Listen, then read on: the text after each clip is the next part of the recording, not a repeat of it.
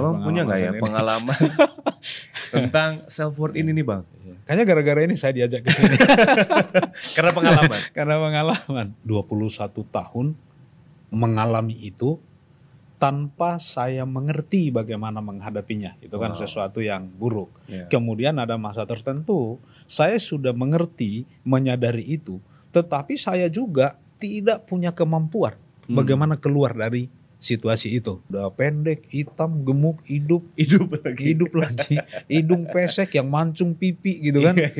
Dulu itu menyakiti saya. Semua penghinaan menyakiti saya. Saya bukan, dulu kan aku pikir karena aku dikasihi, kayak keluarga Bet, kalau aku merasa dikasihi jadi aku berharga. Dibalik sama Tuhan konsepnya. Karena engkau berharga dan mulia, aku mengasihi engkau. Kita harus katakan ke diri kita, saya butuh komunitas.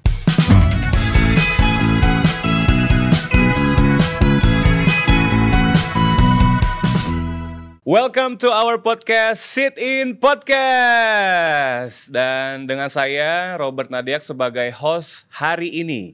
Untuk podcast hari ini akan membahas sesuatu yang sangat menarik. Tapi sebelum kita melanjutkan pembahasan kita, saya mau mengajak kita untuk bisa pergi ke sosial media kita.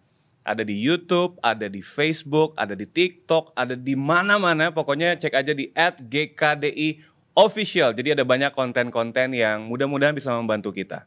Hari ini kita akan membahas topik tentang self-worth. Kebanyakan orang memiliki self-worth yang mungkin tidak benar ya. Bisa jadi orang melihat dirinya lebih rendah. Apalagi di dunia manusia sejak dulu sudah menciptakan standarnya sendiri tentang bagaimana dia melihat dirinya itu berharga. Berdasarkan kedudukan, kekayaan, maupun keturunan. Makin bisa bikin orang-orang bisa stres. Kita semua pasti mengalaminya. Apalagi kalau kita lahir dari keluarga yang tidak punya ketiga hal tadi. Nah, di podcast kali ini kita mau cari tahu self-worth yang benar dari sisi Tuhan itu seperti apa. Karena mestinya beda ya arti dan standar berharganya seseorang menurut dunia dan juga menurut Tuhan. Jangan sampai Tuhan ciptakan kita nilai sebenarnya kayak uang 100.000, tapi kita justru melihat dan berasa kita ini uang 5.000.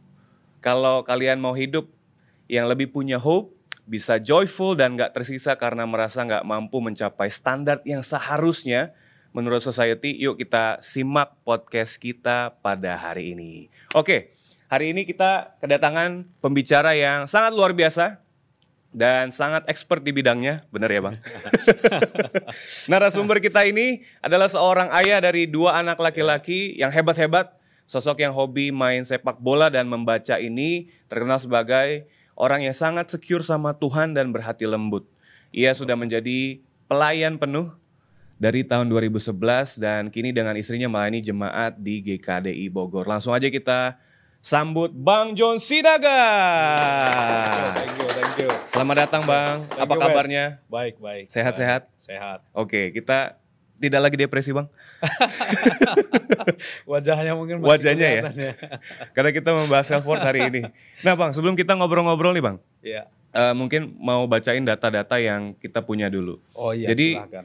Banyak banget orang yang merasa dirinya ternyata tidak berharga. Sebuah data dari Psychology Today pada tahun 2019 menyebutkan bahwa ada 85% orang di dunia yang punya self-esteem atau dia tidak melihat dirinya berharga. Wow. Dan ada lagi nih, menurut Essential Social Media Self-Esteem Statistic in 2024, 70% wanita yang sering menggunakan social media, Instagram, YouTube, mungkin kalau istri-istri kita lagi ini ya, termasuk di dalam. Kita harus cek kayaknya. Kita harus cek, sedikitnya 1 jam per hari aja. Ternyata mereka mengalami gejala depresi. Wow. Wah, ini luar biasa ternyata topik ini ya. Nah kira-kira kita mau bahas dulu Bang, apa penyebabnya orang itu bisa merasa dirinya tidak berharga? Iya, kalau dari pengalaman ya Bet ya, pengalaman pribadi cukup lama juga ngalamin merasa nggak berharga juga ya. Juga dari pengalaman kita di pelayanan, setiap hari kita bantu orang, banyak faktor yang terjadi ketika kita mengenal orang. Ada kebanyakan sebenarnya adalah waktu bermula ya. Bermula itu biasanya ketika mereka di keluarga, ada yang dibesarkan dengan penuh penghargaan, segala hal dibolehin. ini tumbuh menjadi orang yang merasa dirinya begitu berharga, tetapi di satu titik dalam hidupnya mengalami kegagalan, bisa juga hancur harga itu. Ada lagi yang dibesarkan juga ya mungkin secara keluarga itu lebih banyak nasihat, hukuman, tapi nggak ada apresiasi ya.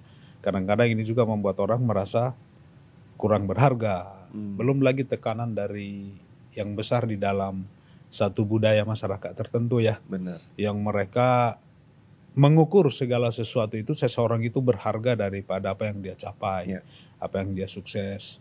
Kalau kayak saya sendiri juga tumbuh di seperti itu, di mana kita dihargaikan dari kekayaan, kedudukan, keturunan. Kalau sekarang mungkin ya ketenaran gitu ya, anak-anak sekarang. Jadi aku melihat memang banyak faktor. Belum lagi hal-hal trauma seperti orang mengalami namanya apa ya, penghinaan ya. Mungkin kata-kata itu begitu membekas di hatinya. Kebayang nggak ya kalau zaman dulu ke sistem pendidikan kita ya, yang mengagung-agungkan apa ya, ranking ya, nilai ranking 1. Kebayang nggak rankingnya selama SD nomor 1 dari belakang gitu kan. Itu kan pengalaman ya.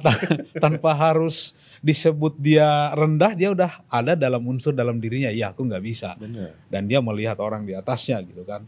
Belum lagi mungkin dari apa ya, dari kekurangan-kekurangan, bisa fisik, bisa apa, dan itu bisa membuat kita melihat diri kita itu begitu rendah. Ada kadang-kadang orang ya, saya pernah cerita ke saya satu orang, saya bahkan nggak pernah dipuji, dan itu membuat dia merasa sepertinya emang dia nggak berharga gitu loh, Ben. Itu banyak hal yang terjadi. Belum lagi gangguan-gangguan kekurangan di dalam diri nggak bisa diubah, tetapi masyarakat juga menghina itu. Itu sih faktor-faktor umum yang aku lihat dari pengalamanku di ministry. Belum lagi kita kan diskriminasi, itu kan apa yang berbau rasial atau segala hal itu juga bisa berkontribusi. Jadi dan pengalaman-pengalaman traumatis lainnya kali ya. Itu yang kita sih lihat banyak. Banyak banget berarti ya Bang penyebab-penyebabnya. Cukup banyak. Kalau data aja mengagetkan ya. Sangat. Kita yang kita berinteraksi langsung aja kita kaget-kaget. Ternyata dirilis bisa sampai 80%. Belum lagi media sekarang, saya juga kaget juga dengan data tadi. Ya. Nah ini yang terjadi banyak adalah mungkin orang tidak aware atau tidak sadar bahwa dirinya depresi dan memiliki self worth yang rendah gitu ya. Bahkan tadi Abang juga bilang ada berdasarkan background keluarga, dia tidak dihargai. Terus juga tadi bicara tentang society-nya, bahkan di luar keluarga dia juga tidak dihargai. Betul. Bahkan di circle terkecilnya justru yang menekan dia lebih luar biasa dan membuat dia makin merasa tidak berharga. Nah, kira-kira kenapa sih hal-hal ini bisa membuat dia tuh merasa dirinya rendah gitu? Iya. Sebenarnya kan ini kenyataan hidup ya, Bet ya.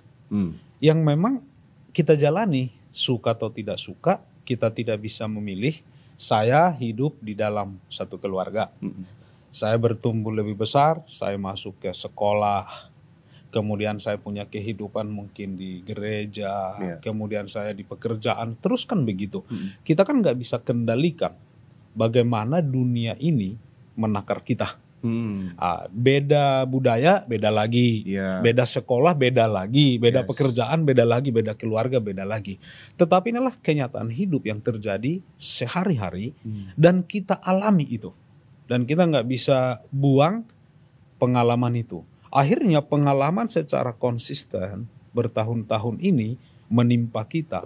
Pikiran kita kan akan merasionalisasi pengalaman itu. Betul.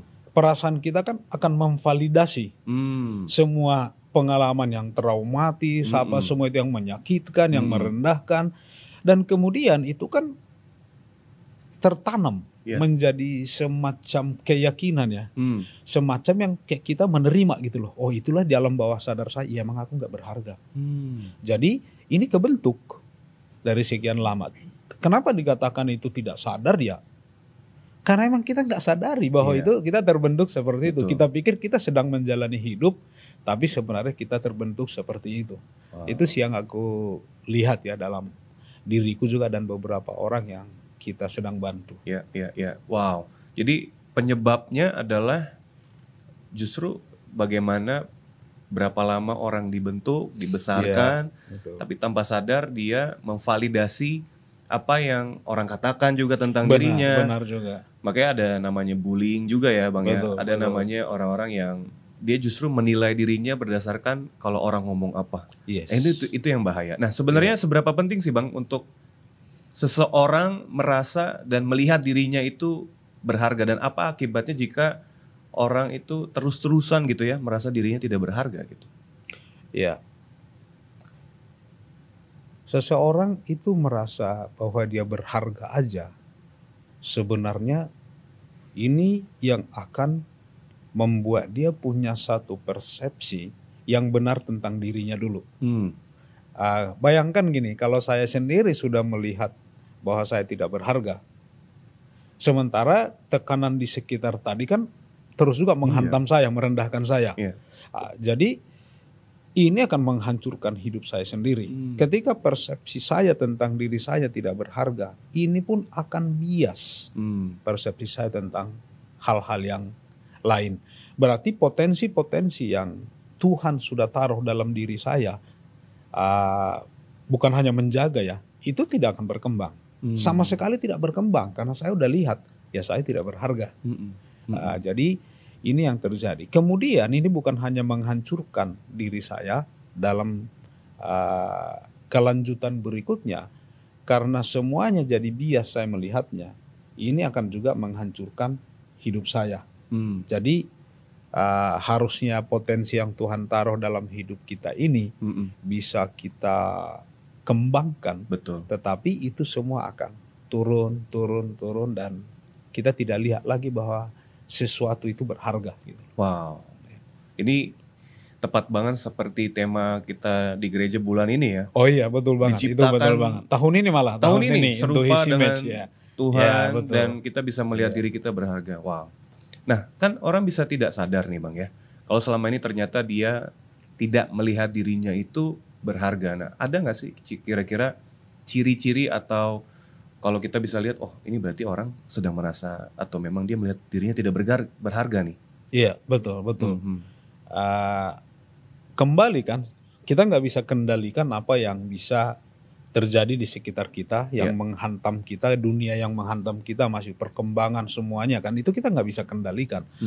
Tetapi kan kita juga ada orang meresponnya yang kita sebut apa kayak coping style ya.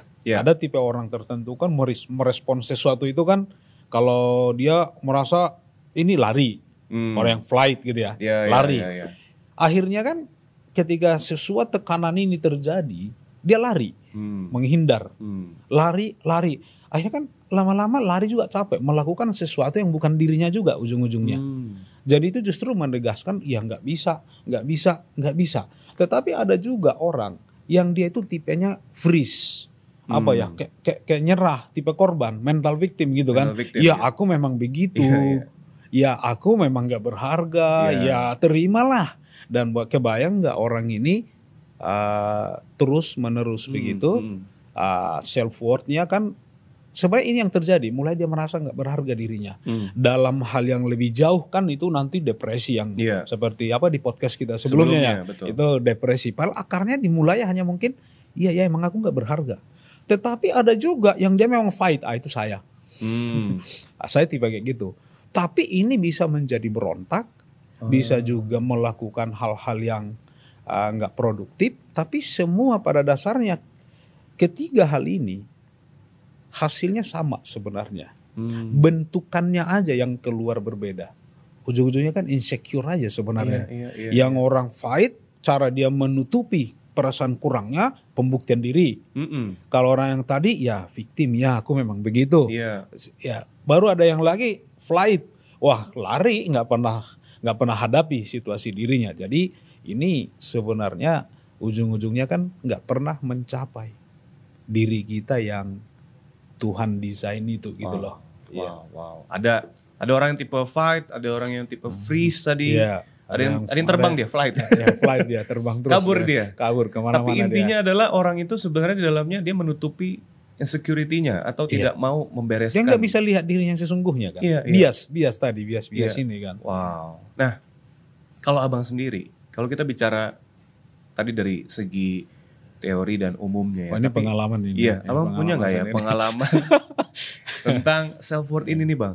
Kayaknya gara-gara ini saya diajak ke sini. Karena pengalaman. Karena pengalaman. Iya, betul. Apa yang kita cerita tadi ya, saya bisa dikatakan 21 tahun mengalami itu tanpa saya mengerti bagaimana menghadapinya. Itu kan sesuatu yang buruk. Kemudian ada masa tertentu, saya sudah mengerti, menyadari itu, tetapi saya juga tidak punya kemampuan bagaimana keluar dari situasi itu. Dulu sebelumnya emang terbentuk aja begitu gitu loh Bet.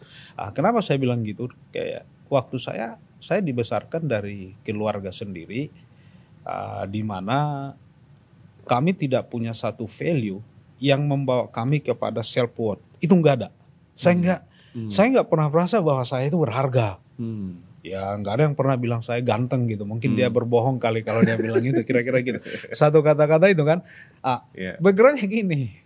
Aku kebetulan kan dari dysfunctional family ya, papa mama juga nggak akur ya, jadi nggak pernah figur papa nggak ada di aku, tapi mama juga mama yang sangat bertanggung jawab, sangat kuat, tetapi karena di dalam banyak kesakitan juga diam, ya pekerja keras, mungkin dengan kesakitan. Dan saya dibesarkan sebenarnya dengan satu pola asuh, itu semua adalah instruksi, nggak jalan punishment. Instruksi, nggak jalan punishment. Kalau dijalankan, tapi nggak pernah ada apresiasi. Ya bukan salah orang tua saya juga. Mereka lack of training. Mereka ya apa yang kita bisa harapkan. Mereka besar dari background revolusi. Begitu kan, di keluarga Batak pula ya, yang achievement, wah gitu kan. Saya ada di sana. Jadi waktu saya besar dengan seperti itu, saya dikasih terus ekspektasi. Kebetulan saya coping style-nya kan fighter. Fighter kan, saya makan tuh ekspektasi tuh. Saya makan. Oh iya ya, berarti saya harus juara di sekolah. Wah, saya fight, ya saya juara. Buktikan juara di sekolah. Tetapi ketika juara di sekolah, ada perasaan-perasaan sekilas. Ketika juara lah, ketika dapat hadiah, gitu kan. Tetapi kan ketika di dalam diri sendiri, tetap kayak di sini saya nggak pernah bisa mengangkat self worth-nya saya. Saya waktu itu juga besar di keluarga Kristen yang juga kakek saya juga pendiri gereja gitu loh, aktif juga dari dua sisi, dari mama dan papa gitu. Jadi hidup saya gereja, dan saya pun ke gereja. Di gereja harus juga menjadi orang yang baik. Saya aktif bergereja, aktif di kegiatan rohani semualah. Sampai pernah juga saya ikut lomba Alkitab, apa itu kebanggaan. Ujungnya kan prestasi, achievement juga. Betul. Tetapi itu pun waktu saya capai, dapat. Tetapi tetap di sini nggak sama juga, insecure-nya itu rentan gitu loh. Akhirnya saya coba berprestasi dengan yang bersifat lebih lah, yang lebih luas. Saya kebetulan suka bola, ya saya main bola sampai saya jadi kapten, ikut ini. Dicapai juga, kita ada pencapaiannya. Tetapi ada di sini merasa saya tidak berharga. Saya mulai ketemu orang tua, dapat juga tuh, oh kita harus sukses, kamu kedudukan ini. Itu juga kita lakukan terus. Sampai pada titik tertentu. Sebuah yang dicapai itu, kenapa titik dicapai, bahkan saya kosong. Bahkan saya pernah melakukan suatu kesalahan yang saya sesali seumur hidup. Dulu saya bahkan bisa meninggalkan keluarga, meninggalkan karir di Jakarta, meninggalkan kuliah, meninggalkan pelayanan gereja. Dan saya pergi ke Papua hanya untuk kaya, untuk dapatkan semuanya. Coba ini. Tetapi semuanya juga pada akhirnya adalah kosong. Menariknya ekstrimnya jadi tidak masuk kepada self worth jadinya ketika saya juga mencapai, jadinya kesombongan. Ini gawat juga nih. Jadi kan ketika kita capai nih, yang tadinya waktu kita di bawah kan insecure banget tuh. Sekarang kan ada titik-titik waktu mencapai itu. Betul. Sombong juga. Sombong juga kan, mulai enggak, ini aku menunjukkan diriku dengan itu. Tetapi selalu ada titik, Bet, di mana saya sangat insecure. Di area tertentu. Dulu waktu saya mencapai ini dapat secara pekerjaan, saya insecure juga ketemu dengan orang yang berpendidikan tinggi. Wah, saya berhasil di Indonesia, tiba-tiba ketemu orang dari luar negeri, insecure lagi yang saya pikir. Jadi sepertinya nggak habis-habis gitu. Betul. Loh. Nggak habis-habis. Tidak selesai. Tidak selesai. Wah, luar biasa. Tetap nggak bisa. Tetap ada di sini, nggak berharga. Jadi pencapaian demi pencapaian dari SD, sekolah, bekerja. Yang saya pikir itulah terbaiknya saya itulah, ya. Versi saya terbaiknya saya yang saya bisa lakukan tiba-tiba saat itu. Dari luar lagi ada lagi, oh ternyata merasa kecil lagi. Betul. Karena menaruh self worth-nya itu berdasarkan hal yang salah tadi ya, Bang. Yes. Itu dia ya. Nah, dari pengalaman pribadi Abang tadi, kita sekarang mau bicara tentang prinsip-prinsip firman Tuhannya nih, yang menarik nih Bang, yang bisa membantu orang melihat dirinya berharga di mata Tuhan. Kira-kira Abang ada nggak? Yep. Kan setelah yang kita lakukan itu kan, ujung-ujungnya saya lihat waktu itu 98 ya, Indonesia juga krisis ya. Semua dulu saya juga bekerja di Astra 2 tahun. Itu salah satu impian saya untuk ini. Tapi tiba-tiba kan semua berubah. Ini kan faktor di luar kita. Betul. Dari politik, kemudian ekonomi. Krisis, saya nggak punya apa-apa, makan juga susah, pulang malu. Kan malu. Lah dikirim ke sini kan biar sukses, pulang malu kan. Ya udah bertahan di Jakarta. Itu membuat saya benar-benar ya, saya melihat waktu itu, saya sudahlah gitu udah gak ada masa depan. Saya apa yang saya banggakan semua itu kan habis. Udah gak ada pegangan nih. Udah gak ada pegangan diri sendiri kemana udah. Saya lihat waktu itu tahun 98 itu sebenarnya berawal dari keadaan saya ketemu dengan seseorang. Dia tanya saya gini loh, Bet, apa sih tujuan hidup lu, John, gitu kan. Bayangin nih. Dari titik lagi rendah tuh Bang. Iya, dikira apa sih tujuan hidup lu, John, gitu loh. Gitu doang pertanyaannya. Saya nggak bisa jawab. Itu pertanyaan simple. Saya tidur, saya coba cari tahu, nggak bisa saya jawab. Tapi dari situlah akhirnya saya mulai belajar Bible study ya. Karena saya lihat orang ini, menariknya gini, Bet, kenapa saya mau belajar Bible study? Ada satu kelompok orang waktu itu, brother sister kita, yang kemudian saya tahu, mereka di tahun 98 itu, justru mereka ini punya pekerjaan bagus, punya banyak hal, tetapi mereka justru lepaskan. Di mana saya lagi nggak punya itu. Dilepaskan dan mereka lagi mau persiapan berangkat mission team ke Papua. Dikirim. Ada yang meninggalkan pekerjaannya yang bagus, ada ini. Dan itu kan, kemudian ini yang membuat saya tertarik. Berarti orang ini ada ngerti tujuan hidupnya. Kok dia lepaskan yang saya mau itu, kalau saya kan kelepas karena emang habis gitu. Ini dia punya, dia lepasin. Dan mereka senang, sukacita. Kayak bangga lepasin itu gitu loh. Waktu saya disitulah saya diajar belajar Alkitab. Dan saya mulai lihat kembali. Bedanya kali ini, saya juga dulu terekspos dengan firman Tuhan ya, karena saya juga di gereja. Tapi saya nggak pernah melihat benar-benar ada orang yang self worth-nya itu adalah benar-benar dari Tuhan. Mereka ini lepasin semua. Ada waktu itu yang dia engineer dari Jerman, dia lepasin, dia pergi ke Papua. Ada yang lepasin pekerjaan semua. Waktu saya belajar Alkitab, ada satu yang menarik bagi saya. Menjadi berbeda waktu saya mendengar Kejadian 1 ayat 26. Katakan Tuhan, ayolah kita menciptakan manusia menurut gambar dan rupa kita. Saya berbeda. Hanya karena sekarang ada mereka ini di depan saya. Kalau nggak ada ini dulu, ya saya udah baca itu, pernah ngajarin ke orang juga. Betul. Kita berharga itu seperti semboyan aja, seperti idealisme aja gitu loh. Tapi tidak sampai ngeresap di sini. Tapi mereka lihat, iya ya, saya berharga di mata Tuhan. Dan mereka lihat itu. Aku lihat prinsipnya, iya benar ya, Tuhan ciptakan kita berharga dari semula. Bahkan dia diciptakan kita di hari ke-6. setelah semuanya ada. Dan untuk manusia semua nih. Dan dikasih kita juga satu purpose untuk kita semua mengelola ini. Tujuan tadi. Iya kan? Jadi aku lihatnya gini. Berarti waktu Tuhan gambarkan kita lah gambar dan rupa Allah. Saya bilang, gila, di dalam diri kita ada personalitinya Tuhan. Ada moralitas dari Tuhan. Ada spirituality dari Tuhan. Dan inilah sebenarnya yang dirusak oleh iblis kan. Betul. Ditipu kan, dibelokkan. Image of God-nya itu loh. Dimanipulasi sama dia. Dan kita tahu kan akhirnya manusia jatuh kan. Dan ini juga proyeknya Tuhan dengan kasih karunia-Nya dari sorga. Bagaimana dia berikan Yesus ya. Untuk mengembalikan kita kepada image-nya Tuhan itu sebagai self-worth-nya kita. Dan di Efesus salah satu ayat yang saya suka adalah Efesus 2 ayat 10. Dikatakan begini. Karena kita buatan Allah. Diciptakan dalam Kristus Yesus untuk melakukan pekerjaan baik yang sebelumnya dipersiapkan Tuhan. Saya suka di kata New Living Translation ya. Kita ini buatan Allah. Masterpiece of God.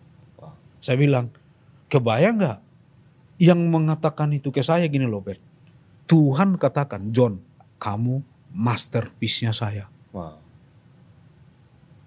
Sementara keluarga saya gak pernah katakan itu ke saya. Papa saya gak pernah katakan itu ke saya. Mama saya seberapa sayang dia sama saya. Dia gak pernah katakan itu ke saya. Saudara, apalagi dunia. Dunia kan nakar kita terus, tapi gak pernah katakan itu kepada saya. Gereja hanya khotbahkan, tapi saya nggak pernah dapat pesan itu personal. Dan Tuhan katakan, iya ya, saya personalitinya saya. Kalau dua hal aja saya paham dengan sesederhana itu, personality di dalam diri saya ini adalah dari Tuhan. Tapi bukan hanya berhenti di situ, Tuhan kasih saya purpose, purpose-nya dia. Kebayang nggak? Jadi untuk apa saya hidup gitu loh. Wah, ini bagi saya pencerahan banget.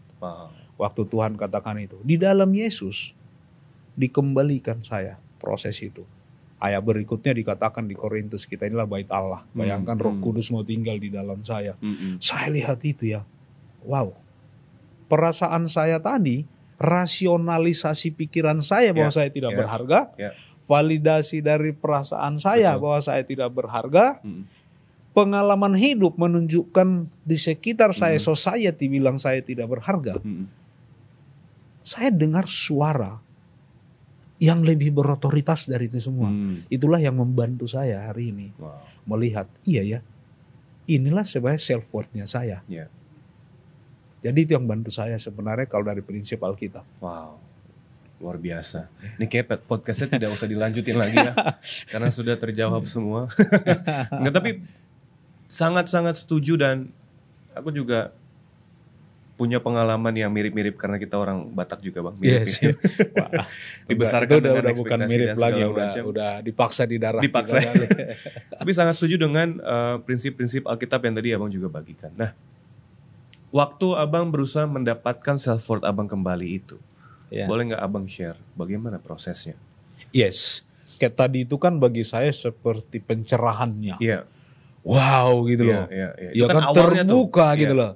Terbuka, tetapi kan gak semudah itu juga.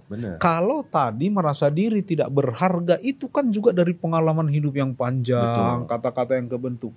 Sekarang saya juga berproses. Sekarang iya ya, saya sadar. Ini namanya proses kesadaran aja sebenarnya. Saya sadar sekarang bahwa saya didesain Tuhan seperti itu.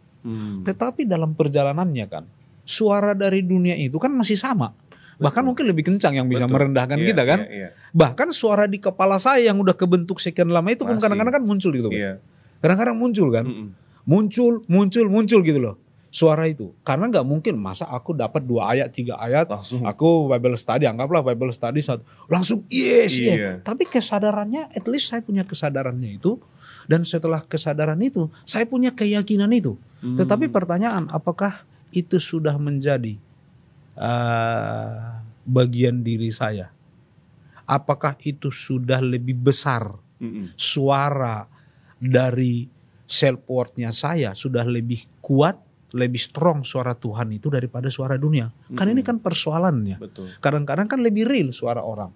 Jadi aku mengambil waktu. Aku pernah mengambil waktu, sekitar 2 tahun. 2 tahun khusus hanya belajar.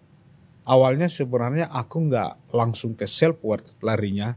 Aku ini karena besarkan dengan punishment kan, tetapi kan penerimaan kurang, apresiasi kurang. Jadi kan aku kan menjadi merasa hidup itu tidak mengerti apa itu kasih karunia. Betul. Ya aku nggak ngerti kalau orang kasih aku cuma-cuma, aku stres. Akhirnya aku dalami, salah satu lah Mazmur 139 itu aku suka sekali. Dia 13-14 itu ya dikatakan begini. Sebab engkaulah yang membentuk buah pinggangku, menenun aku dalam kandungan ibuku. Aku bersyukur kepadamu oleh karena kejadianku dahsyat dan ajaib. Ajaib apa yang kau buat, dan jiwaku benar-benar menyadarinya. Lihat nih, tadi kan aku dapat pencerahan. Tetapi membuat jiwaku menjaga kesadaran itu di dalam jiwaku tiap hari. Aku harus ambil itu, Aku harus ambil waktu khusus tiap hari mengcounter suara dari pagi sampai malam ketika aku di luar, suara dunia, suara di pekerjaan, suara apa yang mengatakan, wah kamu nggak perform, kamu nggak gini, kamu nggak gini, kamu kalah, atau bahkan suaraku sendiri yang sekian lama. Aku harus renungkan itu terus. Iya ya, apapun suara itu, aku harus bulat. Kejadianku ajaib loh. Bayangkan Tuhan itu seperti membentuk aku, menenunnya. Tuhan segitu repotnya ya. Artinya kan itu masterpiece tadi. Masterpiece kan artinya adalah mahakarya. Betul. Hasil dari extraordinary skill. Kan kira-kira itu masterpiece. Berarti Tuhan itu buat saya begitu detailnya, sebegitunya. Dia pilih ibu saya, dia pilih bapak saya, dia pilih saya di mana. Kan itu begitu, itu Tuhan taruh. Dan saya ada di sana. Dan saya, ayat yang satu lagi, Yesaya 43 ayat 4 ya, itu dikatakan begini. Oleh karena engkau berharga di mataku. Bayangkan alasan Tuhan melakukan semua tindakan-tindakan dalam hidupku adalah karena saya berharga di mata Tuhan dan mulia. Jadi bukan lagi gini, supaya engkau berharga di mataku dan mulia. Beda ya. Karena engkau berharga di mataku dan mulia. Bayangkan loh, kata-kata mulia kan selalu kita gambarkan itu buat Tuhan. Bayangkan Tuhan yang maha mulia itu katakan kepada saya tentang saya, karena engkau berharga di mataku. Itu aja udah keren banget. Harusnya itu mengobati seluruh ekspektasi dunia, walaupun saya nggak capai. Tapi bagi Tuhan, saya belum melakukan apa-apa loh. Kan ini berbicara tentang dari lahir aja saya udah ditenun dia. Karena engkau berharga di mataku dan mulia. Bayangkan, dikatakan Tuhan, dan aku ini, Tuhan nggak cukup menciptakan saya berharga dan mulia. Dia masih mau berkarya di dalam saya. Dikatakan begini, aku ini mengasihi engkau. Wow. Saya bukan, dulu kan aku pikir karena aku dikasihi, kayak keluarga, kalau aku merasa dikasihi, jadi aku berharga. Dibalik sama Tuhan konsepnya. Karena engkau berharga dan mulia, aku mengasihi engkau. Wah, kalau dulu kita kan mendapat pengakuan. Kalau aku dulu prestasi bawa ke rumah. Tapi kok keluarga nggak mengasihi ya, nggak menghargai ya. Jadi itu kadang-kadang mencari itu, tapi nggak dapat juga. Tapi Tuhan katakan itu. Akan dikatakan, maka akan memberikan manusia sebagai gantimu. Itulah Yesus. Kebayang nggak, Yesus gantikan saya. Yang harusnya diri saya ini nggak ada harganya. Berarti saya mengerti sekarang harganya saya, self worth-nya saya adalah nyawanya Yesus. Seberharga itu. Yes. Kalau ini yang membuat saya hari ini punya Tuhan yang sempurna gitu loh. Saya ya come on lah, kalau ke Tuhan perform apa sih yang saya mau buat? Betul. Ya saya bilang kesucian kita seperti kain kotor dalam standar Tuhan. Tapi dia bahkan mau mati buat saya, mau mengasihi saya. Ya kan? Dan dia bilang, bahkan bangsa-bangsa ganti nyawamu. Ini kan luar biasa Tuhan ini. Jadi ini yang perjalanan inilah, dan sampai hari ini Bet, ini adalah salah satu disiplin rohani saya, solitude. Solitude, bahwa saya berharga di mata Tuhan. Sampai suara-suara itulah yang lebih kuat daripada suara-suara. Jadi kalau Robert bilang, wah John lu dulu kan suka dikatain kita, udah pendek, hitam, gemuk, hidup lagi, hidung pesek yang mancung pipi gitu kan. Dulu itu menyakiti saya, semua penghinaan menyakiti saya, whatever lah. Tapi sekarang yang saya bersyukur itu sepertinya ketika saya dengar suara Tuhan, dengar suara firman Tuhan itu pelan-pelan membentengi diri saya. Enggak langsung, masih ada kadang-kadang terluka, masih kadang-kadang butuh approval manusia. Itu sih proses yang saya alami sampai hari ini. Wow. Proses yang tadi ambil waktu 2 tahun. 2 tahun ya. Dan sampai hari ini masih berproses ya Bang ya. Sampai hari dan masih insecure juga sampai hari ini. Ada juga area tertentu. Tapi suara-suara tadi tidak lebih kuat. Suara dari luar tidak lebih kuat dibandingkan suara Tuhan yang bilang jangan biarkan dari luar itu sampai lebih kuat. Betul. Karena itu juga bisa lebih kuat. Betul. Kan. Waktu Tuhan bilang you are my masterpiece. Itu harus lebih kuat. Yes. Luar biasa. Yes. Nah, sekarang mau bicara tentang tadi Abang cerita di awal bahwa ada peran orang yang bicara tentang apa tujuan hidupmu. Terus Abang lihat hidup mereka. Nah, peran komunitas ini seperti apa? Seberapa besar untuk itu? Itulah bersyukurnya ya. Tuhan itu kan, saya mungkin besar di satu family. Keluarga saya secara jasmani yang memang kami nggak dapat value-value itu ya, value-value Tuhan tadi. Di mana orang melihat saya di keluarga mungkin dulu lebih kepada dari kekayaan gitu-gitu ya. Kedudukan, keturunan, ketenaran apa tadi lah, itu pencapaian achievement kan. Tetapi saya bersyukur ketika saya waktu itu saya dibaptis ya, setelah saya belajar saya dapat itu keyakinan itu, saya juga melakukan banyak pertobatan. Salah satu pertobatan yang paling sulit sebenarnya kan pertobatan pikiran, pertobatan persepsi saya tentang diri saya, ya kan. Akhirnya saya menjadi bagian dari satu komunitas murid-murid Yesus. Yang menarik begini. Bayangkan gini, inilah saking sudah lama merasa diri nggak berharga. Ada saudari bilang ke saya, John, kamu itu pintar. Respon saya begini, enggak, saya nggak pintar, saya nggak bisa. Dipuji orang padahal ya. padahal kan bayangkan nih, di dalam diri saya dulu kan butuh itu. Tiba-tiba sekarang dapat itu. Iya. Itu juga nggak gampang terimanya juga. Pasti ada maksudnya gitu kan, kira-kira begitu. Bener. Tapi waktu itu, mereka bilang enggak, dan mereka jelaskan ke saya. Dan apa yang mereka jelaskan itu linear dengan apa yang Tuhan katakan. Bukan pujian yang dibilang gini, wah kamu ganteng, kamu habis itu minjam 100.000 kan, enggak gitu. Bukan yang kayak gitu kan. Jadi itu pun enggak gampang bagi saya. Diterima apa adanya saya, itu juga nggak gampang bagi saya. Itu satu proses juga bagi saya. Diterima apa adanya gitu. Dulu saya udah terbentuk mekanisme saya begini. Kalau saya lakukan kesalahan, dihukum, berarti impas, beres. Itu normal tuh. Itu normalnya saya kan. Udah berarti kamu udah beres, salaman, udah oke. Sekarang saya diampuni, dimaafkan, dikasihi, tapi tidak ada punishment. Wah, itu bagi saya juga kayak berhutang gitu loh. Kebayang nggak kebentuknya yang self worth-nya saya pun jadi yang pola sebelum itu kebentuk begitu kuat. Sekarang ketika orang datang ke saya penuh kasih karunia, diterima, disupport, ada di sana, itu luar biasa. Itu yang membuat saya penerimaan itu, saya di-accept tanpa harus saya perform dulu menurut ekspektasi. Kalau dulu saya hidup dengan ekspektasi. Kalau itu, tapi saya capai pun tidak dapat. Sekarang saya diterima, dibalik. Dan itu bagi saya juga satu proses di dalam komunitas. Aku bersyukur sama brother sister yang dulu kan kita juga dikasih pembimbing ya. Ada pembimbing kita dan dia membangun hubungan penuh kasih dengan saya. Dan itu sangat membantu kesehatan saya secara emosi untuk melihat diri saya bahwa saya berharga. Wow. Jadi peran komunitas sebegitu besarnya.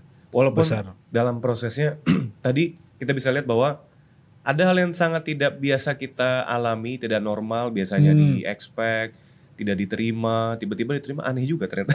Aneh juga, nggak biasa. Butuh proses nggak juga biasa ya. Soalnya. Tapi ditolak marah juga. Serba salah ya. Tapi itulah seberapa besar impactnya komunitas yang bisa membantu juga. Yes. Nah, sekarang kita mau ingetin juga nih. Kira-kira menurut Bang John penting gak sih buat teman-teman nih di sini yang mereka mungkin masih merasa komunitas tidak membantu. Ada nggak kata-kata Bang John untuk mereka? Saya bilang kita harus katakan ke diri kita, saya butuh komunitas. Tapi satu komunitas yang ini juga bertumbuh bersama dalam self-worth-nya mereka, di dalam standar personality-nya Tuhan, tapi juga purpose-nya Tuhan. Ini penting. Kenapa saya bilang penting dalam personality tadi, juga dalam purpose tadi.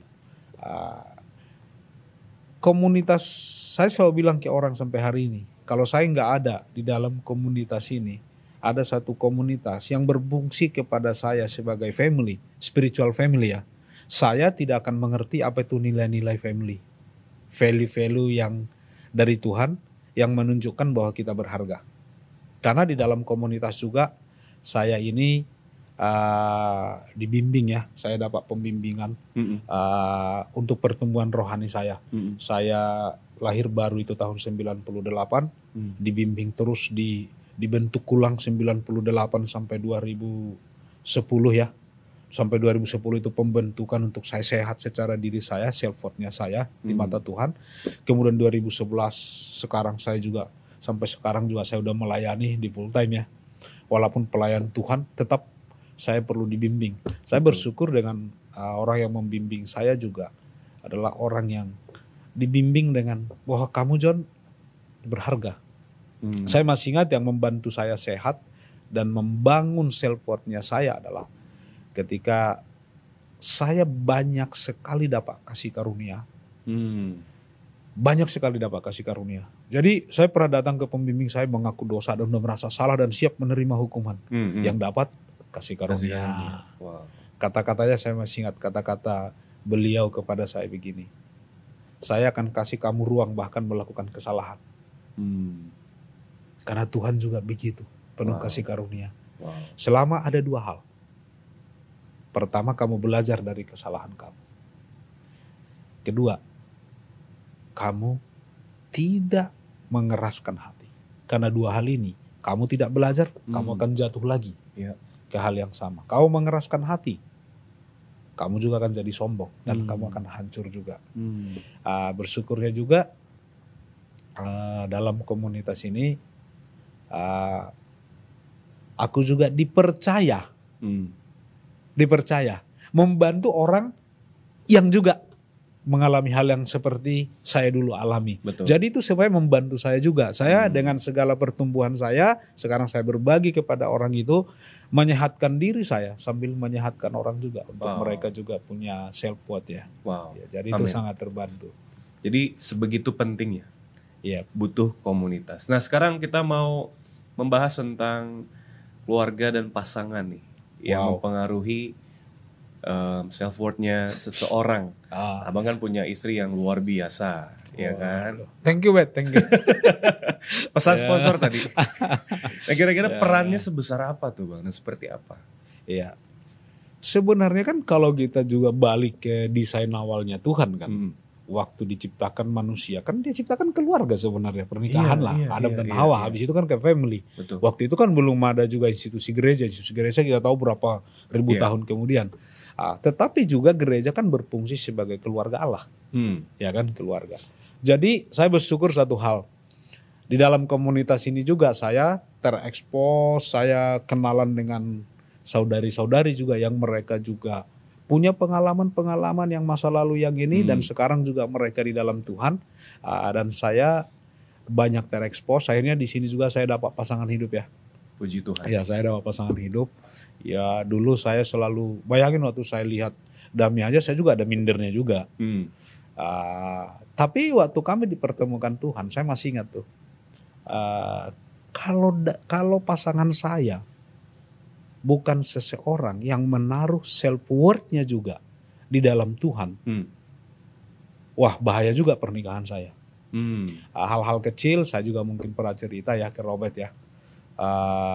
Waktu saya pacaran sama Dame itu kan saya pun sangat low lah, penghasilan saya low, dia 10 kali lipat lebih dari saya lah gitu kan. Tapi yang saya bersyukur sejak kami pacaran, dibimbing bertunangan, dibantu menikah, dia tidak pernah lihat saya berdasarkan apa yang saya capai. Achievement lagi yang balik, achievement secara dunia tadi, ini. Dia itu selalu lihat kualitas Tuhan yang ada dalam diri saya. Dan dia meresponi bahkan ketika ada dalam diri saya bukan kualitasnya Tuhan. Dia meresponinya juga tetap dengan kualitasnya Tuhan. Wow. Ya, dia nggak pernah Kak Dame itu tau nggak? Kami pernah untuk kami dating ya dulu ya. Aku ya biasalah kalau aku kan kehabisan duit. Dari dulu kehabisan duit kan. Kami dating kan. Aku masih nggak begini. Kita adil loh. Kalau Kak Dame aku bawa ke pergaulanku, circleku gitu kan, pasti itu kan hal baru bagi dia. Betul. Dia oke aja. Okay. Kita makan di sini oke ya, tapi aku suatu hari dia bilang, dia bawa aku ke teman-temannya juga, kita makan di sini. Wah, habis lah ini. Saya bayar pakai apa? Dia hebat loh. Dia bilang, udah tenang, aku yang bayar dari aku semua, tapi kamu yang bayar di sana. Sampai dikasih loh ATM-nya ke aku. Wow. Begitu caranya. Bahkan waktu lucu lah, kami udah bertunangan dan ketemu keluarga. Pertama ketemu calon mertua, waduh stres saya. Dame itu tahu nggak cara dia menjelaskan ya ke mertua saya. John itu dia cerita bagaimana saya itu dekat dengan Tuhan. Wow. Dia cerita bagaimana Tuhan mengubahkan saya, kualitas rohani yang dia ceritakan. Karena emang gak ada yang diceritakan yang lain. Dia ada cerita yang lain. Dan saya bilang, tapi sebentar lagi pasti kena orang Batak, mertua saya orang Batak juga. Tiba-tiba benar udah dijelaskan. Tapi manjur juga dijelaskan sama Kak Dame kan. Udah, oh iya dia ini di gereja gini udah. Terakhir mertua saya nanya, jadi kerja di mana? Ujungnya itu lagi. Kerja di mana? Oh saya lagi habis bangkrut, Inang, lagi gini-gini memulai ini. Tapi tahu nggak? Dia calon mertua saya bilang ke Kak Dame, John itu orang yang baik. Mama sangat terkesan dengan karakternya. Kau bantulah dia kalau dalam hal-hal yang lain. Wah, menang saya. Wow. Itu hal yang luar biasa. Wow. Saya sangat lihat ya. Sampai kita bawa self worth-nya kita itu kepada standar Tuhan. Betul. Semuanya itu akan chaos, bias, capek. Walaupun kita udah buktikan, walaupun kita kerahkan seluruh resource diri kita, tidak akan bisa. Tapi ketika dibawa ke Tuhan, saya bilang, wow. Dunia pun melihat kita berbeda. Wow, luar biasa. Nah, kita mau bicara soal kesimpulan daripada peran dari keluarga. Apalagi mungkin kita bahas sedikit sendiri, Abang juga punya 2 anak. Bagaimana Abang membangun self worth-nya mereka, bagaimana peran keluarga, bagaimana untuk kita yang pernah kehilangan self worth itu juga mendidik anak untuk bisa punya self worth. Bagaimana itu, Bang? Ya, Tuhan berkati kami yang menikah, udah menikah 4 tahun langsung diberkati 2 anak. Dan saya bersyukur, saya sama Damek bersyukurnya gini, kami jadi punya kesamaan value. Di dalam Tuhan. Saya dengan Dame kan. Dan kami punya sekarang juga kesamaan value yang kami mau kasih ke anak-anak kami. Saya salah satu dulu kan yang membuat saya itu, saya masih kental dulu Bet yang dibilang gini, laki-laki nggak boleh nangis. Dulu saya dibesarkan dengan itu. Wah, kalau nangis habislah kita udah. Betul. Saya juga ngalamin itu. Tapi saya ke anak saya, walaupun mereka dua-duanya cowok, salah satu yang kami bangun adalah mereka harus bisa ekspresikan perasaannya. Nangis nggak apa-apa. Yesus menangis. Ayat terpendek di Alkitab, Yesus menangis. Ya kan? Di Yohanes 11. Yesus saja menangis gitu loh. Dan ini salah satu yang saya juga bangun kepada Kia dan Deo. Mereka bisa mengekspresikan seluruh perasaan mereka. Apakah mereka kadang-kadang merasa tidak berharga, merasa papa terlalu high expectation, unrelating standard, kami bisa berkomunikasi itu. Sehingga kami di rumah itu, kami Madame punya satu core value yang kami di rumah kami sebut adalah home. Core value ini adalah home. Home itu dari honesty, O itu dari obedient, M itu merciful, dan kemudian ada lagi encouraging dan endurance. Ini core value-nya kami. Jadi kenapa aku katakan itu? Kami tidak mau sampai anak-anak merasa mereka itu tidak berharga. Baik, kenapa kita perlu honesty yang pertama? Aku percaya hal pertama adalah kita perlu jujur.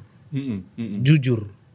Dimulai dengan kesadaran dan kita jujur keadaan kita. Dan kami mau jujur di dalam rumah kami mau jujur. Makanya kami terbuka semua. Sangat dihargai di rumah kejujuran. Anak-anak itu bohong, dia jujur, itu dihargai. Tapi kami juga harus obedient. Obedient adalah obey kepada Tuhan. Tuhan menjadi standarnya. Bukan anak obey ke papa. Itu agak berbeda. Ini yang berbeda yang kami ubah. Kalau dulu kan kita kan tunduk kepada orang tua. Kita nggak tunduk kepada Tuhan. Kenapa tunduk kepada Tuhan? Karena papa mama pun harus tunduk ke Tuhan, anak-anak tunduk ke Tuhan. Jadi sama standarnya. Kemudian merciful. Kenapa perlu kita punya kemurahan hati satu sama lain? Karena kita akan saling menyakiti. Ya kan? Jadi kita harus cepat minta maaf, tapi cepat juga memaafkan. Jadi itu yang. Kemudian encouraging. Kata-kata di rumah, Bet, harus kata-kata yang apresiatif. Kata-kata yang menyemangati, bukan kata-kata yang merendahkan. Di rumah kami tidak ada toleransi kalau kata-kata yang menghina, bully, merendahkan. Ya kan, tidak ada begitu. Jadi kalau kita latih itu, dan ternyata nggak gampang juga bagi saya melatih itu. Kemudian tadi endurance, kita harus punya daya tahan. Ternyata itulah yang kami buat dalam hubungan kami dengan anak-anak. Di mana anak-anak itu harus kita seimbangkan. Saya Madame seimbangkan ekspektasi dan acceptance. Jadi kita accept mereka, tapi kita juga expect. Kadang-kadang kan ada orang accept. Wah, itu juga bahaya. Itu nanti juga larinya ke arah yang berbeda. Ada expect juga berbeda. Jadi itu sekarang yang kami berubah dalam mendidik anak kami di rumah. Wow, luar biasa. Tadi kan di keluarga, di anak-anak. Nah, kalau di orang-orang sekitar yang misalnya kita berada di kantor yang tadi ya, kasih pandangan toksik, kasih validasi bahwa nggak bisa perform lu, ini lu, atau di tempat kuliah atau di dimanapun mereka berada gitu ya. Nah, bagaimana kita membangun mereka yang melakukan hal-hal seperti di dalam environment yang nggak support, yang nggak support untuk dia punya self worth gitulah ya sebenarnya ya. Pertama kan kita bilang di awal, ini kehidupan. Betul. Kita nggak bisa kendalikan bagaimana dunia ini memberikan judgment kepada kita, memberikan ekspektasi kepada kita, memberikan standar kepada kita, dan kita berbeda-beda, ya kan? Tetapi kita jangan fokus kepada apa yang dunia lakukan kepada kita, karena itu kita nggak bisa kontrol. Kita fokus kepada apa yang kita bisa kendalikan. Pertama yang kita bisa kendalikanlah cara kita merespon. Apakah aku biarkan itu mempengaruhi pikiranku? Ya mau kata-kata bos, kata-kata ini, whatever, bentuk kata-kata kah, bentuk tindakan, bentuk apapun, bentuk kejadian, atau apapun itu. Tetapi aku harus bisa fokus kepada apa yang saya bisa kontrol. Aku biarkan gak itu mempengaruhi pikiranku. Itu dulu, aku harus punya self awareness ini. Seberapa besar ini mempengaruhi pikiranku? Bisa gak ini menjatuhkan saya? Ya kan? Itu pertama, kita harus punya self awareness. Seberapa mempengaruhi ini saya? Jadi saya gak bisa, kan saya nggak bisa larang semua dunia ini, walaupun betul. Ada kita anti bully, anti apa betul, ada ya. Yeah, tapi kan kenyataannya ya bully adalah tetap aja. Saya nggak itu, tapi saya harus punya itu. Kedua, kalau tadi self awareness, saya juga harus punya apa strength-nya saya untuk bisa mengcounter ini. Kan kadang-kadang kan kita biarkan ini ya tahu sih ini akan menghancurkan saya. Tapi apa strength-nya saya untuk bisa mengcounter ini? Seberapa ini pengaruh ke saya? Saya selalu katakan ke orang, kita harus punya namanya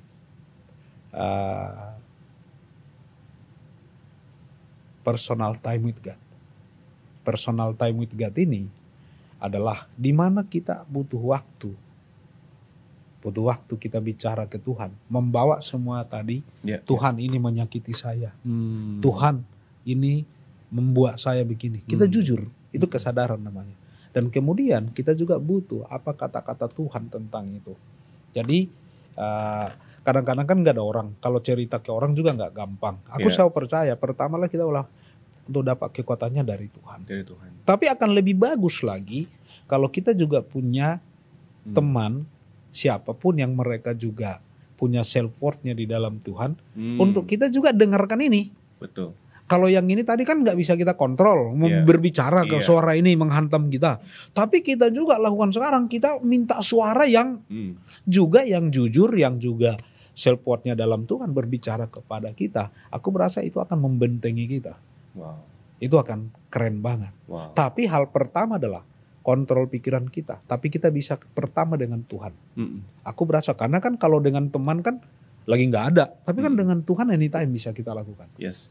Nah ini selanjutnya masih nyambung nih. Gimana membantu teman-teman kita yang mungkin mereka mengalami tadi ya, mereka ngelihat diri mereka rendah, walaupun mereka tidak mengalami dihakimi, atau ada yang merendahkan mereka. Mereka tidak mengalami itu semua, tapi melihat diri rendah gitu, Bang. Bagaimana bantu orang seperti itu? Pertama adalah aku percaya begini. Seseorang tetap membutuhkan orang yang ada buat dia di sana. Kenapa aku katakan begitu? Saya nggak bisa tahu orang itu. Bahkan saya juga tidak bisa tahu kalau orang itu sendiri pun nggak buka dirinya kepada saya. Betul. Kedua, saya juga tidak akan ada orang yang tahu tentang saya kalau saya pun nggak buka diri saya. Sekarang kalau kita lihat kan, tapi kan ada orang, saya nggak tahu apakah itu keluarga ya, teman kita atau apa yang kita bahkan tahu dalam pergaulan sehari-hari, kok dia merasa dirinya nggak berharga aja dengan berbagai alasan, berbagai ini. Hal pertama yang mungkin kita lakukan lah, mungkin kita perlu ada di sana buat dia, menjadi orang yang mengasihi dia. Di kita menunjukkan bahwa ada satu kasih yang bisa mengangkat ini. Mungkin selama ini tidak ada cukup kasih bagi orang ini yang bisa mengangkat dia bahwa dia berharga, bahwa dia sangat dikasihi. Karena itulah pendekatannya Tuhan kepada kita. Betul. Yesus kan datang ke kita kan dengan kasih dulu pendekatan kasihnya. Coba kalau dia datang ke kita lagi pendekatan hukum Taurat, cilaka lagi kita kan. Dia datang dengan kasih. Ada di sana buat dia. Kemudian kita bisa mulai membagikan hidup kita sendiri, yang relate dengan perasaan-perasaan dia tadi yang tidak berharga itu. Jangan dia merasa bahwa kita ini pun semua oke-oke aja, kita pun mengalami yang dia alami. Betul. Ini kan membuat mereka, iya ya kau juga alami hal yang sama. Bahkan mungkin pengalaman hidup kita. Tapi kita juga gak berhenti hanya untuk jadi kita berempati aja, sama-sama berhenti di situ. Oh jadi kita satu geng gitu loh. Satu geng yang ini merasa tidak berharga, bukan begitu. Tapi kita juga bisa ceritakan bagaimana kerja Tuhan, proses-proses Tuhan mengangkat kita tadi. Baru kemudian kita bawa dia juga ke komunitas kita yang juga orang mengambil hidup mereka di dalam self-worth, dalam standarnya Tuhan. Dan yang menarik juga, mungkin kita perlu bantu mereka Bible study. personal Bible study-nya mereka dengan Tuhan sambil kita support di sana, dan mereka akan lihat apa yang kita lihat, ya kan? Jadi ini akan sangat membantu menurut aku bagi semua, siapapun ini berlaku bagi aku, dan ini pengalamanku dalam melayani juga bagi diriku dan juga bagi orang-orang lain, dan masih ada sekarang orang yang lagi berjalan juga kita bantu di hal yang sama. Wow. Itu akan sangat membantu. Luar biasa. Jadi ada orang yang memang mereka belum pernah mungkin merasakan kasih yang mengangkat mereka, betul. Kita ada di sana. Yes, dia merasa bahwa dia berharga. Iya. Bukan hanya ada di sana duduk, abis itu merenung berdua, tapi justru membawa mereka untuk melihat, saya pernah mengalami, saya melihat Tuhan bisa membantu saya. Bawa juga mereka ke komunitas-komunitas yang membantu mereka. Salah satunya adalah yang komunitas yang bisa mengajarkan mereka nilai-nilai firman Tuhan, yang mengajarkan mereka bahwa dari sisi Tuhan melihat manusia, melihat dirinya sangat begitu berharga. Tadi kita banyak sekali bicara tentang self worth. Ada satu kata yang sangat menarik tadi, Bang, masterpiece-nya Tuhan. Masterpiece. Mahakarya. Mahakarya dari Tuhan. Hari ini untuk kita bisa punya self worth kita ini mahakarya Tuhan butuh proses. Tadi seperti yang Abang juga bilang, kita juga butuh keterbukaan, kita butuh komunitas, bahkan kita butuh orang-orang, keluarga, tadi istri yang luar biasa. Ya pasti. Jadi mention lagi ya. Makanya istrimu juga luar istri biasa. Saya juga luar biasa. Tapi kita butuh orang-orang yang bisa merangkul kita, tapi juga mendorong kita untuk bisa punya self worth dari Tuhan tadi. Betul. Dan untuk kita yang merasa bahwa, wah saya ini kayaknya mengalami hal-hal depresi, saya melihat diri saya rendah, berarti kita butuh komunitas, kita butuh orang-orang, dan kita butuh untuk bisa terbuka dan dibantu. Amin. Dan mudah-mudahan podcast hari ini mengenai self worth tadi bisa membantu kita semua, bisa membantu kita melihat bahwa diri kita ini berharga di mata Tuhan. Amin. Nah, kayak kita juga mau berterima kasih sekali lagi, kita beri tepuk tangan untuk Bang John Sinaga. Thank you. Narasumber hari ini yang sudah membantu kita juga menjelaskan dan juga share bagaimana experience-nya dia, dan juga kita mau berterima kasih untuk teman-teman dan juga orang-orang yang mendengarkan.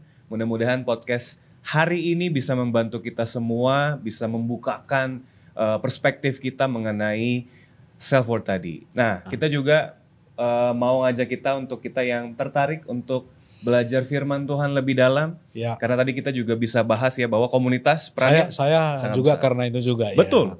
Saya pun juga sama. Berkat orang-orang yang mengajarkan kita firman Tuhan. Untuk kita yang tertarik bisa hubungi kita, bisa akses juga dari ada kontak-kontak yang ada di website kita juga. Sosial media juga bisa. Kita juga ada di 37 kota di Indonesia. Dan feel free untuk kita bisa 38. Berapa? 39. Menuju 100 pokoknya. Pokoknya banyak sekali. Pokoknya ada banyak. Nanti cek aja. Kita GKDI. Tambahin aja terus. Betul, GKDI di kota kalian masing-masing. Kalau ada langsung hubungi di kota kalian masing-masing. Nah, kalau ada tema daripada atau topik podcast yang kalian tertarik dan juga pengen banget untuk kita bisa bahas, bisa komen di bawah atau kasih kita juga saran-saran juga untuk podcast ini bisa jadi lebih baik lagi. Jadi last but not least, kalau video ini membantu kamu, membantu kita semua, tolong share ke keluarga, share ke orang-orang terdekat, share ke teman-teman yang mungkin membutuhkan. Dan biarlah podcast ini bisa menjadi berkat untuk bagi semua orang. Amin. Jadi sekali lagi kita berterima kasih kepada Bang John dan juga semua orang. Kita mau pamit ya Bang ya. Terima kasih untuk waktunya. Sampai ketemu lagi di podcast kita berikutnya.